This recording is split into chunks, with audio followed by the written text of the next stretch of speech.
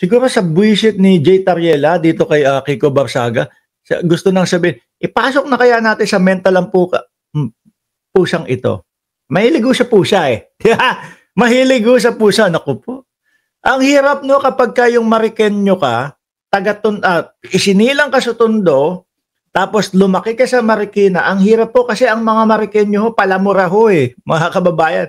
Tapos sa Tondo, medyo kami doon, kumbaga batang kalye kami. 'Di ba? Reality MST. Ang hirap pigilan ng mga pagmumura. No? Ayan. Sabi dito kasi ni Kiko Barsaga, mga bossing, I move to call for the abolition of the PCG as they are waste of our government funds. Ayip. Alam mo, Kiko, sweldo mo, yun ang tingin ko na nasasayang ang pera ng bayan.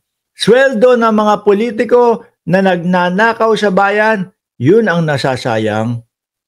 Di ba? Ang pera ng bayan.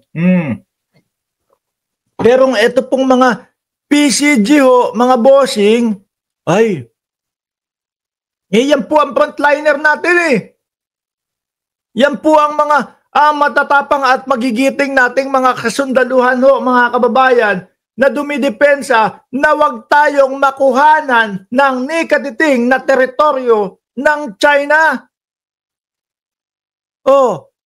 Sabi, this call is both reckless and deeply insulting to the 36,000 strong of the PCG who serve this nation with honor and courage.